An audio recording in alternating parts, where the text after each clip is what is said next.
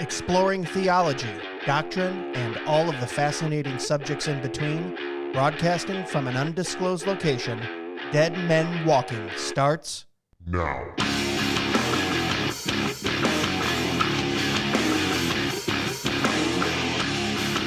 Well, hello, everyone. Welcome back to another episode of Dead Men Walking, coming to you live from the Four Seasons Landscaping Building.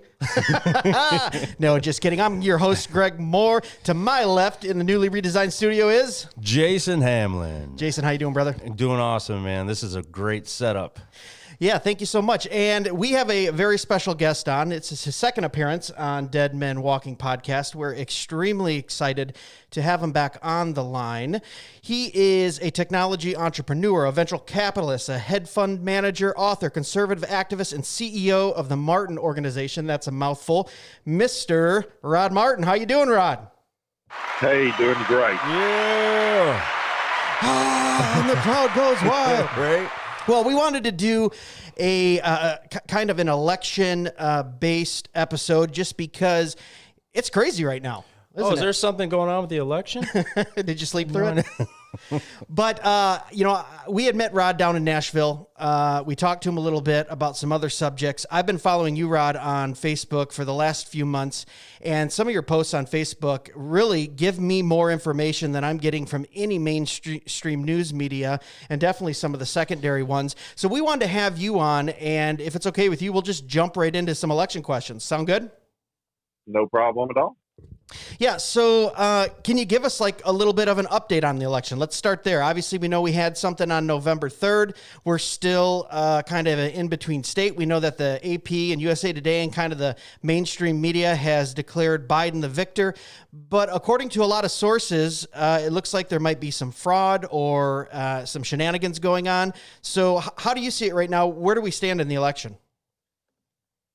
Well, just to be clear, we're at the end of day 5 of a 34-day war. And this is not vaguely over. This is not vaguely settled. The level of fraud we have seen in the swing states is simply unfathomable. It is comparable only to a third world country. And you can understand why they might attempt it. First of all, they have absolute cover from the mainstream media. They have not been so aided and abetted as they might have been in Soviet Russia. There is no questioning of what's going on. Even when barricades are built to prevent Republican poll watchers from being able to see the count, even when court orders are defied, requiring them to follow the black letter law that says plainly they have to have poll watchers. And honestly, if you're having an honest election, why on God's earth would you not want the vote counting to be observed? And yet this has been their ongoing theme again and again and again. And we're seeing, if you have an honest count, if you have all of the votes, the legitimate legal votes counted, if you don't count things that just look off the chart fraudulent, like stacks of ballots that show up in the middle of the night where the alleged voters have only marked the presidential race, by of course the number of ballots needed for Joe Biden to make up his deficit, and no other race has been marked, which is just inconceivable, and no one does that. Then Donald Trump looks to have won Pennsylvania, Michigan, Wisconsin, Nevada, Arizona, North Carolina, Georgia. And not only that, but as you've seen, the staggering turnout, not just of the normal Trump coalition, but of non-white voters, has just been amazing. Of course they knew that they needed to do something extra about it when you're winning Miami-Dade County by this insane margin historically. I think Hillary won non-white voters in Miami-Dade by, I think I heard 30 points. This time Joe Biden won by 9. I mean, this is a staggering turnaround. We had we had overwhelmingly Mexican counties in the Rio Grande Valley in Texas actually carried by Donald Trump. Wow. You know, one county in particular that I think Hillary won by 50 points and Trump won it by 5. So there's this historical movement toward the president, toward conservative policies, particularly just toward the incredible Trump record. You know, lowest black unemployment in American history, lowest Hispanic unemployment in American history, lowest female unemployment in American history. Hope, growth, opportunity, school choice. That was certainly the margin of victory 2 years ago for Ron DeSantis running for governor in Florida. And they obviously felt a need to, as I said, do something extra. And they seem to have done that. So what you're going to see in the morning, there have already been some lawsuits filed. You're going to see a ton of litigation get filed in the morning. Yeah. The evidence has been gathered. It is, of course, going to continue to be gathered as we enter the discovery phase of that litigation, which I expect to be heavily not only escalated but expedited. And this is far from over. I think there is a very meaningful chance that Donald Trump still wins this election, and with him, possibly as many as 3 U.S. House seats in Pennsylvania, flipping control of the House, plus Senator John James in Michigan, plus at least David Perdue not going to a runoff in Georgia. All of those things are still possible. And just as it would have been horribly wrong to call the election on day 5 in 2000, yes, when the nation was treated to that fiasco with Bush and Gore in Florida, it is absolutely unconscionable that the media would have thrown in the towel on Trump's behalf for their fair-haired boy, Joe Biden. Yeah, and what you said was so true. If you want a fair and honest election, then why not count the votes then? Why not, do it correctly? Jason and I, we live here in Michigan, so we are in one of those states that's being contested. We had some irregularities as well. I have some friends at the state house and at the federal level, and an attorney that worked for a couple governors here in Michigan, go up to Cobo Hall in Detroit, where they were actually excluded from being able to watch when the order was handed down that Republican and Democrat poll watchers both had to be able to watch. They said, okay, and then they just moved the ballots to a secret location and didn't tell them. So if you want a fair and honest election, then why all this secrecy and moving of ballots and things of that nature? Not to mention, 11 o'clock that night on the election night, we were up, I think, 54 to 46% in Michigan. I mean, it was an insane gap. And Antrim County here in Michigan made national news as well. 30,000 ballots not counted, or there was a computer glitch. We have 17 counties in Michigan that are using the software that is actually dumping votes for Trump and glitching them to Biden votes, which I always find hilarious that the glitch always works in the favor of the Democrat. Yeah, why didn't it go to Jorgensen? Why didn't it go to why didn't it go to Jorgensen or Kanye West for that matter? Right. But that's the thing. Yeah. It always goes one way. Yeah. And it's never, and I stress, find me an example, anyone, and it will be all day, every day on the mainstream media. But find me one example of a Republican trying to prevent a Democrat poll watcher from observing a count. Right. That does not happen. Moreover, you're only seeing that happen in swing states like Pennsylvania and Michigan and Wisconsin and Nevada and Arizona and North Carolina and Georgia. Right.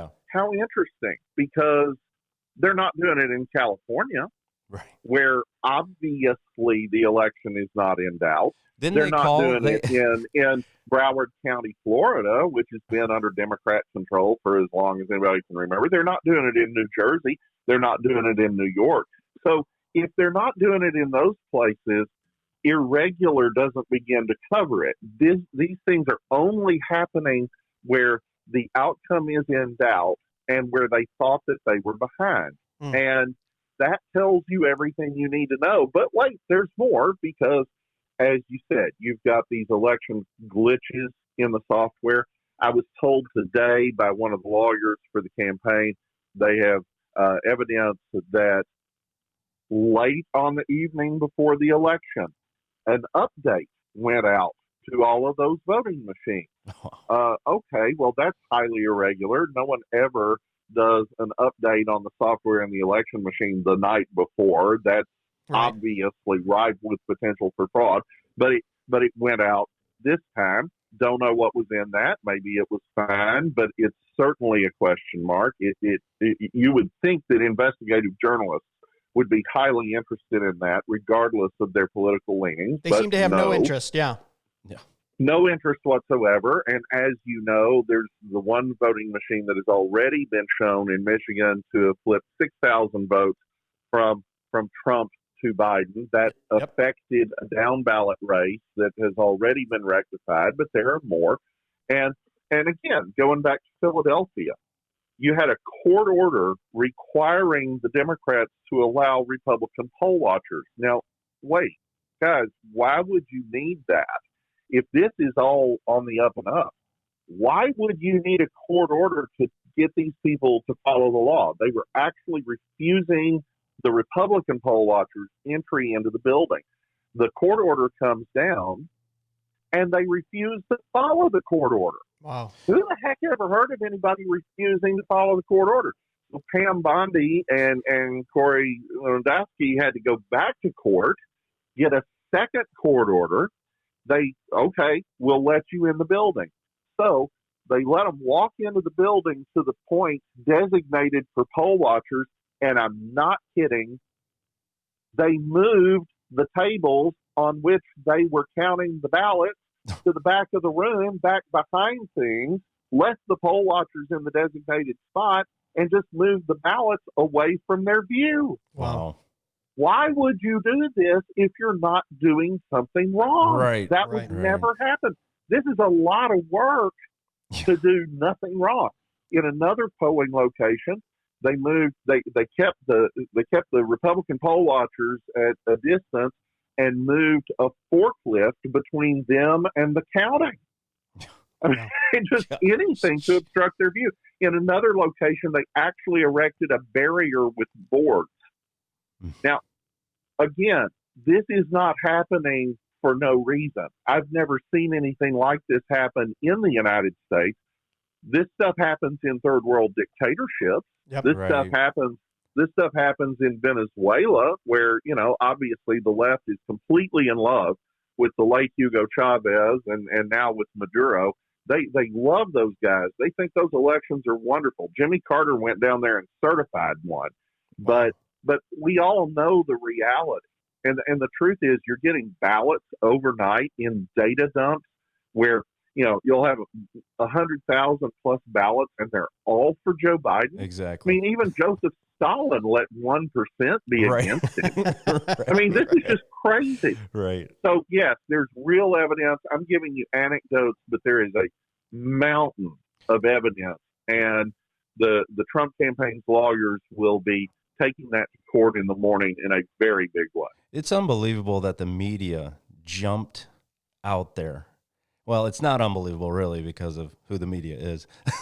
But here lately, anyway, I can't watch Fox. I can't watch CNN. I'm literally just on Rod D. Martin's Facebook page getting my news. And for any listeners out there, it's still a personal page. Do you have a actual Facebook page where you can have more than 5,000 friends? Well, I do, and actually, we've got a pretty big following on there, but we have not been. I used to write a weekly newsletter, and I was actually in the 2016 cycle writing between 4,000 and 10,000 words a week. And then this cycle, honestly, I just couldn't do it. We've got a bunch of business stuff that we're in the middle of. Sure. We've got a couple of startups we're standing up, and so I haven't been doing that, and we haven't been updating the Facebook page. But I think there's something like 25,000 followers over there. But I think your posts are public. On your personal page, your posts are public, though. Someone wanted to just cruise in there and put Rod D. Martin in the Facebook. Yeah. And we're just saying that for listeners. Go check it out, because you do a very thorough and accurate job of really describing what's going on, which is, like I said, more than I can get from mainstream media, even some secondary sources. I did have this question for you, Rod, because I have a lot of people, I hear a lot of, well, they are doing this, they are doing that. In your opinion, who are the they? Are these a few bad actors? Is this deep state? Is this a few bureaucrats at the upper levels that know how the system works and sends it down to locals? Are the locals also compliant with it? I mean, in your best guesstimation, we know fraud is going on. I mean, that's just a fact. It's not a conspiracy theory. I don't care what anyone wants to tell you. Russian collusion. So when we say they, you know, who are we singling out there? Are we thinking it's a few people, it's many people, it's a party? I mean, what's your best guess on that? Well, whatever I say here is obviously my opinion. Yes. Because Right. I do not have enough factual information to point a finger conclusively, so I don't care to get sued for defamation here. Yeah. But in my opinion, Allegedly, everyone. it Allegedly.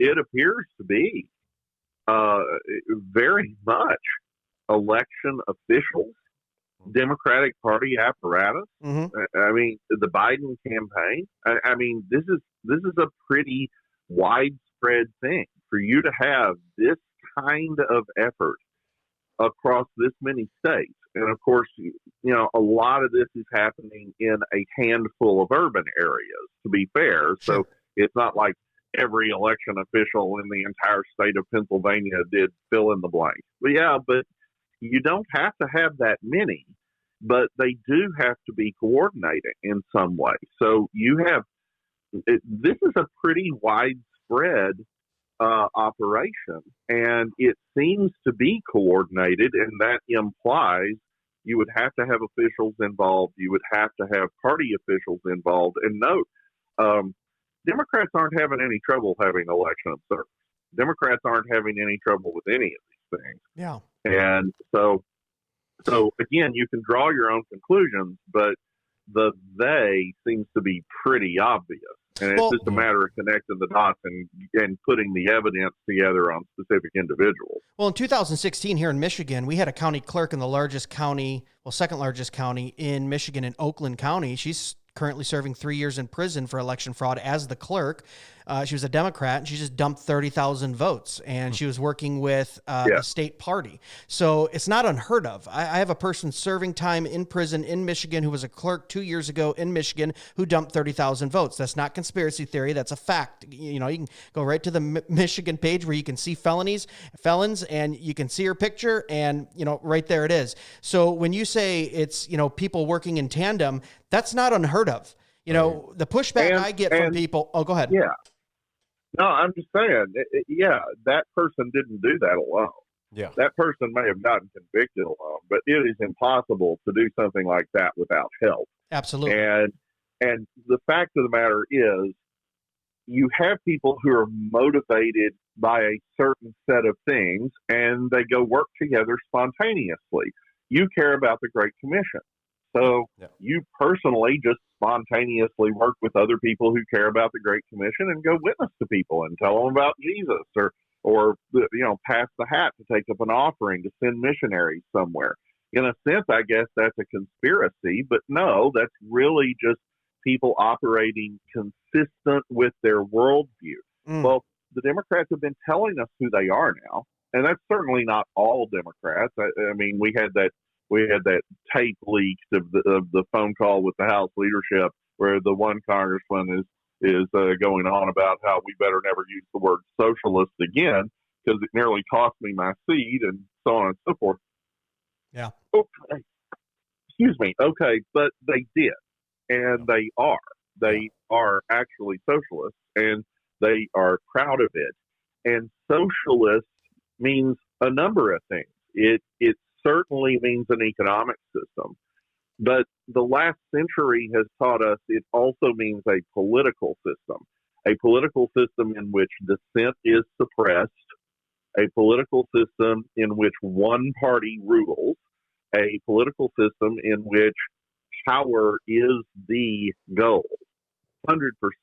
Yeah. And that's what we've seen everywhere this has been tried, anywhere in the world. I don't know why anyone would think it would be different here. In fact, that's exactly what they're imitating. They're telling you that all day long when they go down and, again, love on the dictators Venezuela, or Michael Moore makes a movie about the glories of the Cuban healthcare system, which, by the way, was completely a lie. Yeah. They led him around by the nose to show him propaganda, and he made a propaganda film for him, no different from Leni Riefenstahl. So, this is what they're in love with, and these are the kinds of people that they're exalting as examples. Why would we expect people whose worldview is entirely material and entirely in this life to do any different than Nietzsche taught us when he said that when you give up the Christian God, you give up any right to Christian morality? Mind you, he was lauding that. He thought that was a good thing, that might makes right, that if you have the most power, you get to define right and wrong. Well, they're not just defining right and wrong. They're defining biology. They're saying that a boy can be a girl. They're saying that the party of science. Right. Yeah, I mean, just whatever the state dictates is true. Literally, 2 + 2 = 5, like at the end of 1984. So why would we think they would have a problem with asserting power on this scale? Mm-hmm. And Right. if you wonder, well, if they're doing that this year, that's crazy because we've never seen them do anything like that before. Well, they weren't an outright socialist party before.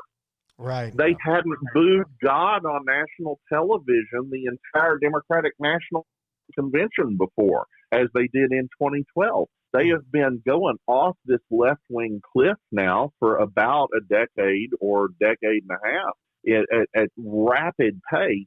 And now you're seeing the result. They are acting like people who think a coup d'etat is a good idea. That's exactly what you're seeing. That's what Russia was, and that's what this is now. Right. Have you seen much about liberal people being, just on Twitter, just silenced or Facebook, or is that mainly Republicans that you're seeing that are being taken? Yeah, conservatives being taken off of social media, or their posts being taken off of 7 days. Or have you seen much of that, Rod? Oh, it's entirely conservative. Yeah, the left can post things lauding actual assassinations of cops, right? Rioting, looting, hurting people, terrible things. That is not censored at all. If we post something questioning what happened, at a polling place, that is censored or at least suppressed. And I know a bunch of my stuff has been being suppressed. I'm in the somewhat enviable position of being a close friend of a founding investor and board member of Facebook, so I get treated perhaps a little bit better than some. But just like a true socialist country, the elitists get treated a little better. Exactly. Just kidding, Rod. Exactly. And by the way, the friend in question is to the right of Attila the Hun. He's a great guy, but still, the point is, there's a reason that Parler is crashing. Mm-hmm. Somebody was on Parler 10 minutes ago, and then the election happened, and now you can't even see your feed because so many people are moving over, and I know some of the other alternate sites are experiencing things like that. We are in immediate danger of just being driven underground. And you've seen that from their own lips. I mean, AOC and others are, for that matter. I don't remember who it was now, but a major Democrat commentator shortly before the election was actually advocating re-education camps and a Truth and Reconciliation Commission for us to confess our public and civic sins and be allowed back into the new order. And AOC is compiling an enemies list of anyone who ever aided or abetted the regime, people who will have to be driven from public company boards and driven from academic positions and driven from any gainful employment. Do these sound like the measured statements of people who believe in freedom and democracy, or do these sound like totalitarian dictators? Oh, absolutely. I'm saying the latter. Yeah, the latter. I mean, right. Yeah, and this is what we're dealing with. And you say, well, okay, well, that's probably extreme, and maybe they don't mean that. How long do you listen to people say things and just call them liars? Right. When they're telling you who they are, you should listen. Yeah. On the way over here, I'm thinking about Adam Schiff and how he was just getting away with so much stuff during that impeachment process. Yeah. And man, was that hard to watch. Well, going back to what you said, Rod, they told us through this entire election what they were going to do. I mean, you had Schiff, you had Pelosi, you had Harris. They're saying, look, we're fighting it. We're not accepting it. We'll do whatever means possible. And even if we win, we're still going to burn it down. And so when people push back on me and say, oh, you're just part of that right winger or that conspiracy or this or that. First of all, I get really, I get saddened that we have generations of people who have lost the ability to critically think. Whether it's, for or against your candidate, just in general, to actually assess and analyze and critically think. I think part of that is media. Part of that is our education system. Part of that is just because, people want to believe what they want to believe.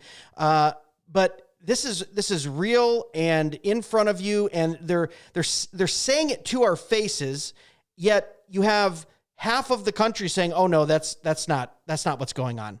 It just blows my mind that you can have 150 million people, or about 50 or 60 million people who voted, and say, oh, no, I don't see the fraud. I don't see the dishonesty. I don't see the statement saying that they're going to fight it, burn it down, riot, do whatever they have to do to win. But yet those are statements, in public, on record. Right. And, I guess my next question would be, how do you deal with that? What do you do? We'll get to what the Christian worldview is, but maybe that's a good question. What do Christians do in that situation? Or what do you do as a citizen who just self-analyzes, critically thinks, uses logic, and says, no, this is reality, and you have your neighbors and friends and family living in a totally different reality? Well, I would start with just respecting the other side enough to take it seriously. I don't know where Christians get the idea that you're somehow being nice by, in effect, calling the other side liars. When they say they believe X, believe that they mean it. I mean, that's what I would expect someone to do for me. Yeah. When I say I believe in Jesus, I wouldn't want them to say, oh, he doesn't really mean that. He's really a good Muslim, or, something else. Yeah. I would think that was insulting. When Hitler says, hey, I want to go conquer Poland, you should probably believe him. Yeah. When the Soviets said they wanted to make a communist world, you should probably believe them. When the Chinese Communist Party says that they want to assert world dominance and create a post-American era, you should probably believe them. And when the Democrats say they're going to resist and they're going to do everything they possibly can to undermine a duly elected president of the United States, by any means necessary, and they're going to go riot in the streets and burn down cities and assassinate cops and defund the police and all the things they do. Well, look, they're doing it in front of your eyes. Right. Why don't you believe them? When they say they want to fundamentally transform America, you should believe them. Why do we think we're being respectful by disrespecting them? They mean it. We should take them seriously. So, second, this is, after closing the barn door after the horse is already out, I will admit, but you got to start somewhere. Why are we handing our children over to these people to educate, by which I mean indoctrinate? Why on God's earth have we been doing that for the last 3 generations? This is insane. When you hand your enemies your children and then they come out, believing the things your enemies believe, why are you surprised by that? And how is anybody going to be able to stand before Jesus and explain those decisions? That's just dumb. Yeah. It's also bad stewardship. And we aren't gaining any points with our God by being stupid. That's just dumb. Yeah. We need to be homeschooling or creating Christian schools or doing whatever we can for the people who aren't able to do that to at least agitate for some measure of school choice. And I can tell you, the minute they decided they absolutely had to take Donald Trump out is when he started saying things like school choice is the civil rights issue of our era. And in my second term, I'm going to guarantee that every child in America has a voucher. Well, that's the point at which they knew the world was ending for them. So, I don't understand why we, the church, are having to be catechized by people like Donald Trump and Tucker Carlson, because our leaders are so busy either sticking their heads in the sand or actively courting the other team that they will not do what needs to be done. Christianity is the most revolutionary force in the history of the world, and we act like we're some kind of garden party. It is just frustrating. Yeah. So, I mean, those are some good real world examples. Homeschool outside of education with children. I'm a 20 something or 30 something. Maybe I have a wife. Maybe I don't have a family. I'm looking at what's on the news. I'm a believer. I go, I've always told people, look, get involved in the political process. That's what I did at a young age. And, my little part of the kingdom over here in Michigan, I at least have some say in it. And I've had Second Amendment issues come before my board and some socialist issues with money come before the board. And we were able to wrangle enough votes to suppress those and keep us what I thought was in a more individual liberty and conservative vein here in the county. So I've always said to them, get involved in the political process, but not everyone wants to be involved in the political process. So outside of going in your prayer closet or sticking your head in the sand or acquiescing to the, to the culture, secular culture, what would you tell, a young lady or a young man that goes, well, what can I do? What's my response to this? Do I just sit here and watch the news? Do I post stuff on social media, or how do I get involved to help change this? Well, I'd double down on what you said. There's always some idiot Christian who will come along and say, if you involve yourself politically in any way, shape, or form, that you're trying to find a political Jesus and you're trying to find a political salvation and preach a political gospel. Bunk. That's absolutely ridiculous. Yeah. The Bible does not present a picture of people living on a mountaintop, just meditating and praying all day long. They are active in the world, and even Paul. I mean, by far, by any reasonable measure, the greatest of the apostles is a tent maker. He's got a life that is separate from ministry, and he doesn't see it as compartmentalized and separate in that sense, but he's a whole person. He has a personal life. He has a business life. He's a minister of the gospel. He's a writer. He's all these different things, and we see the part that he focuses on in his writing, but he gives us hints of the rest of it. So, okay, we have the unique blessing in America, and it really is unique historically, of getting to rule ourselves. God is sovereign, and he delegates a little bit of his sovereignty to the people in this country, and we delegate a little bit of that to a government. And government is always trying to invert that, of course, because what would a bunch of sinners do except that? So the whole idea of limited government in the American framework, which, by the way, was designed almost entirely by a bunch of very serious Christians, was the belief in the doctrine of original sin. The idea that people will naturally, without the slightest effort, take any power they get and turn it into a club to beat their neighbor over the head with. Right. And the bigger the amount of power they have, the bigger the club they'll turn it into, and the more people they'll beat up. So, you don't really want Facebook and Amazon running the world, because they will use their money, which equals power, to club all of their competitors into submission, for starters. That's what conservatives do, right? Yeah. Well, that's what they always want to say, but now it's like the top 5 companies in the world are obviously liberal. Yeah. Exactly. And it stands to reason that they would be. We equate business with capitalism. No.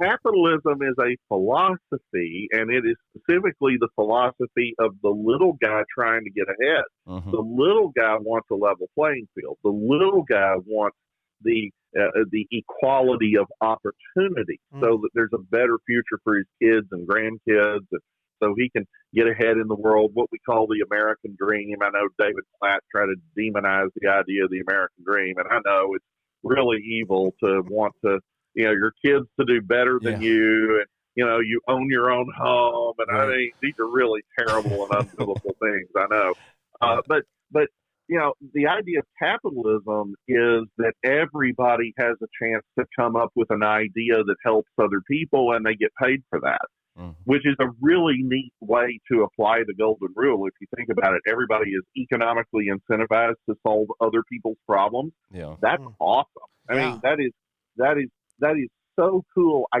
can't begin to discuss it in the time that you have, but I'll just say this.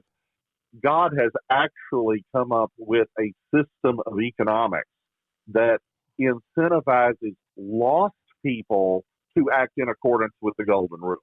I mean, how cool is that? You guys versus socialism, where all power is concentrated in a tiny handful of people who are by definition incentivized to exploit everybody, and nobody has the power to do anything about it or to make anything better because they don't have the resources to solve anybody's problems, including their own.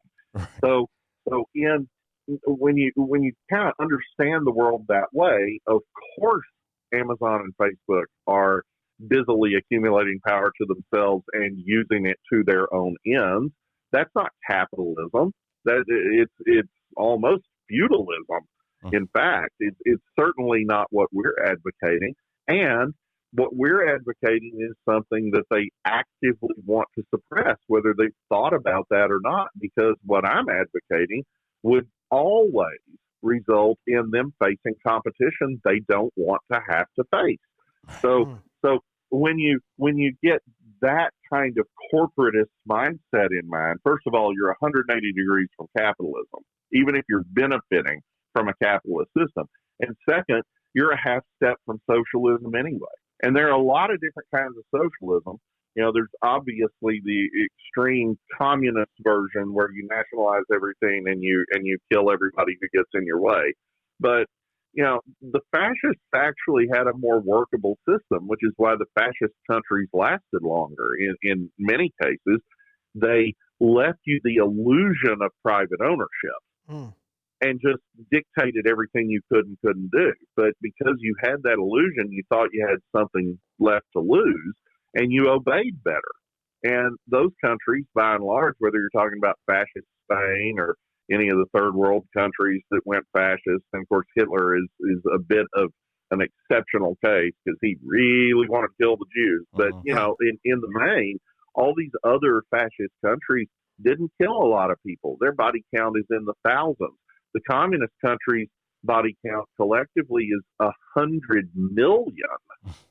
And the fascists had the same amount of control. So what's the difference? By leaving you the idea that you owned stuff when you didn't really, they were able to keep everybody in line. And I think that's exactly what you're looking at in coastal China today. They have moved away from a true Maoism toward a more fascist operational methodology. And I think that's exactly what you're seeing the Democrats move toward here. They probably won't nationalize Humana health care, but they'll just strangle it with so many regulations that it might as well be an arm of the Department of Health and Human Services. Yeah, and Rod, I mean, I would say that you've seen that move in a sort of fascism over the last 50 years in this country. I mean, you have so many over-regulations. The fact that from birth to death, you're paying property taxes and income taxes and all the secondary and hidden taxes. I mean, we've already been moving towards that. I have some of my liberal friends that say, well, this doesn't work or that doesn't work. Down with capitalism, and all the examples they give me, healthcare and capital, crony capitalism. I go, well, that's socialized.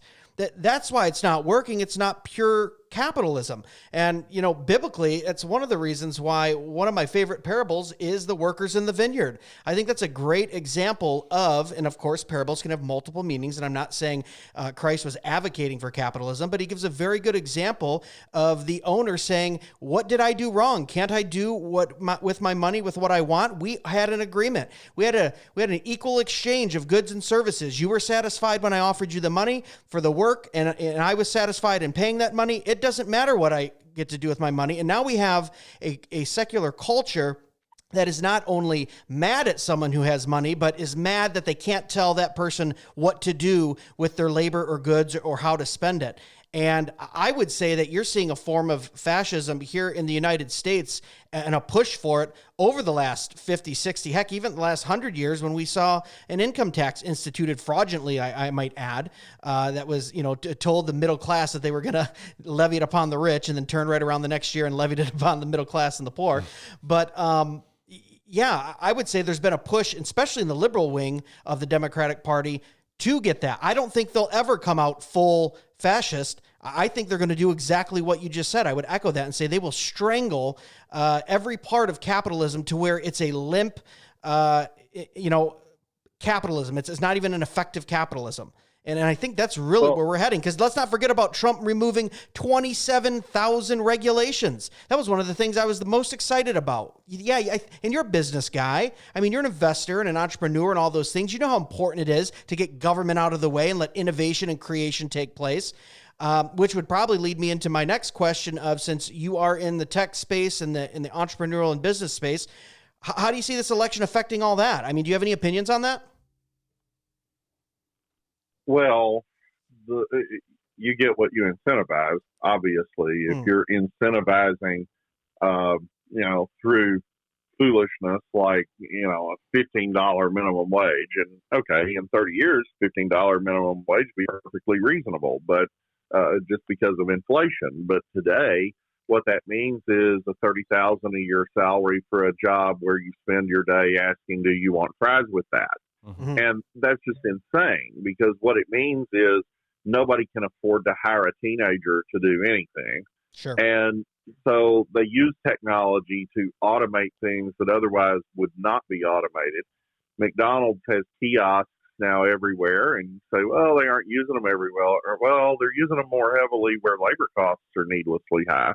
And that means that you have a lot of people out of work for no good reason. And the statistics on that are perfectly clear and not really deniable. And then also, McDonald's has tested a completely automated kitchen. Yeah. Because, hey, why bother to have a fry cook? Japan has a functional McDonald's in Tokyo, all robots, sushi, robots, Absolutely. The whole thing. And it's completely autonomous. So the left's approach to all of these problems incentivizes the worst of all possible outcomes.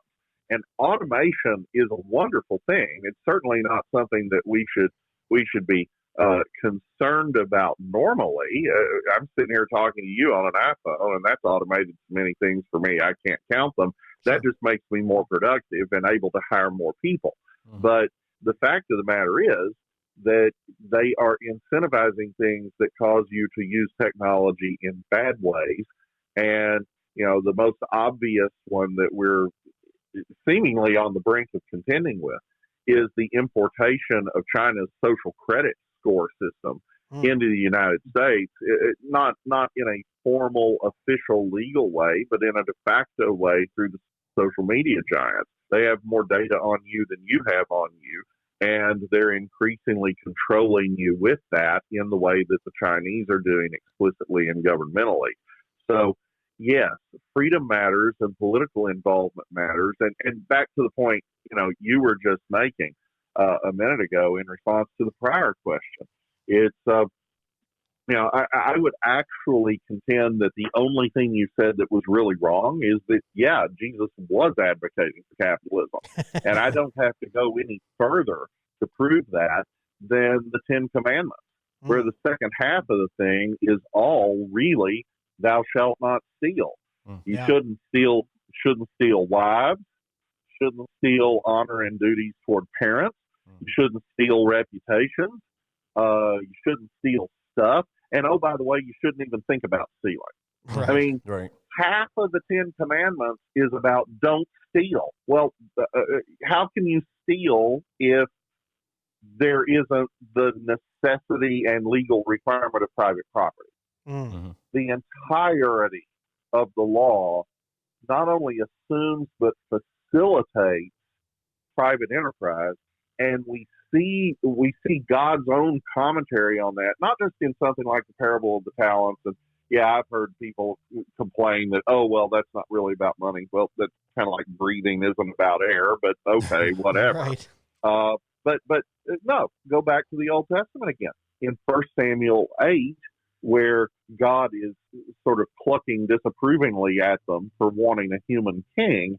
He gives Samuel a laundry list of tyrannical acts that the king will engage in if they have one. And on the list is, well, he'll tax you as much as the tithe. Yeah, he'll tax you up to 10%. Be careful. A 10% tax rate, God considers tyrannical. Right. Let's be clear about that. Right. Then, just for good measure, we have one involuntary nationalization in Scripture. Now, if I say just nationalization, somebody will bring up Joseph and Pharaoh, and okay, that's fine. But they did that voluntarily. There's one forced nationalization of which I'm aware off the top of my head in Scripture, and it's Ahab stealing Naboth's vineyard. Mm. And we see how God deals with that. Oh, wait, you could say there's another forced nationalization in Jeremiah's day where, the siege is lifted, Nebuchadnezzar goes after the Egyptians in part in consequence to their having freed the Hebrew slaves that they were holding, the other Hebrews. The Israelites are holding all these Israelite slaves unjustly, and they liberate them. And then when the crisis passes, they re-enslave them. Well, okay, if your point of view, as theirs was that humans are property, well, I guess that's a nationalization, and God Right. promises to destroy Jerusalem in part because of that. So, okay, every time we see the state act in an unjust way with regard to property rights, God smacks them. Mm. Yeah. Every single time. So, no, private property is assumed by the law and by the prophets and by the New Testament. It is a good thing because it actually gives you the ability to act upon your unique gifts in a way that carries out the actual real-world conduct of the creation mandate and also the Great Commission. Oh, wow. As we saw with Paul and his tent making. And so no, every time you concentrate economic power in the hands of the state, what you end up with is the apostate Pharaoh who comes along who knew not Joseph, and the oppression of the church and the destruction of the nation. And that's exactly what we're going to see here if we let this progress. Wow. Right. So we all need to be post-mill. He's always on that post mill, Rod. You all watch There him. you go. Well, let's wrap up here. Rod, you've given us a lot of time. We really appreciate thank you you so jumping much, on and clearing up some of those things and some of the things that you did say. Geez, wow, I would love you to write a book on this and just get it down in a book and let's sell it to a couple million people because they need to hear it. We'll do our little part, making sure we promote it. But you're such a pleasure to have on. Oh, yeah. But as we finish up here, do we have any parting words, Jason? Did you have anything that you needed to? Man, you guys started dipping into Kuyperianism, and I was like, "Oh man, here we go. Let's do this." Right. And but yeah, no, this is awesome. I really think a lot of people aren't thinking about the ins and the outs of what's actually happening right now. There's either fear, anxiety, and then there's people that are just like, "Oh man, Joe Biden's my president, and I love it." You see a lot of mixed emotions here. I'm just saying, very quickly as we finish up here, I look at it in a Christian worldview. I don't care if it's Trump or Biden or whoever, when we have dishonesty, fraud, and we have elected officials and bureaucrats and appointed officials that are doing dishonest, unrighteous, unholy things, we're called to call that out as Christians. Now, the Bible speaks about things, they don't know what they're doing, and we don't hold them to a biblical standard in the sense of if they're saved, but we absolutely are supposed to call that out and stand for righteousness. The remnant of the righteous is what can save the city, Proverbs says. So, guys like Rod, us and what we do in our little part, we're just trying to do what's righteous and holy before a sovereign God. Right. Rod, why don't you take us home and give us a final thought if you have one? Well, you said earlier that people ought to be politically involved, and maybe not all of them want to do that, but I'm sorry. You can either get engaged in the political system or the political system is going to come engage you.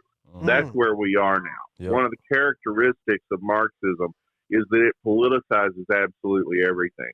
So if you would like a future for your children or your grandchildren where everything isn't politicized, you're going to have to get a little more political right now. And it's not an either or. Christ is king of everything, not just singing some chorus on Sunday morning. Every single area of life belongs to him. And that's why the statists hate him. That's exactly why they hate the church. That and the fact that we get together and hear a lecture once a week, and that's very subversive to them. They want to stop anything that does not bow its knee to the party or the state, depending. So get involved. If you can make a little bit of a difference at your city council or your school board, or if you're a lawyer and you're listening to this and you can go to Michigan or Pennsylvania and help in the recount effort, or if you can just resist just by being subversive with Christian thought that all of these things are wrong and that there is a better way that reconciles people to one another and to God and does not keep them constantly divided so some human can run all of us. This all matters, and it is time to do it. If we don't do it now, I'd like to know when we're gonna find ourselves China if we're not careful. And the time is nigh. So yes, more political involvement, more political engagement. Talk online on social media. If they'll let you continue until they won't, then go do some other way. But the brilliance of America lies in part in a system that is very hard to subvert because there are so many checks and balances. They're trying to eliminate them all. Don't let them. But in the meantime, use those checks and balances to obstruct their effort for full, total power. Only God is entitled to full, total power, and we exalt him. Amen. Oh, what a great word to end on. Rod, thank you so much for jumping on in short notice, giving us that update, sharing your thoughts with us. And always, for any of you those listening, be sure to reach out to us. You can follow us on Facebook, YouTube, Parler. If it's not down, I know we just had about 200 new users add us there today. And, make sure you reach out to us, follow there, engage with us so we can bring glory to God. RodMartin.org. Make sure you, if you want to hear more about Rod or, even get on with the Rod Martin Report, you can go to rodmartin.org. And Rod, do you have anything you want to shamelessly self-promote there besides the website? Not really so much, but I would love to have anybody here hunt me down on Facebook and Twitter, Rod D. Martin, and love to engage with anybody. We're in a trying time, but I assure you, our God is greater than all of it, and we can prevail. Awesome. Amen. Thank you guys for listening. We'll see you again next week, and as always, God bless.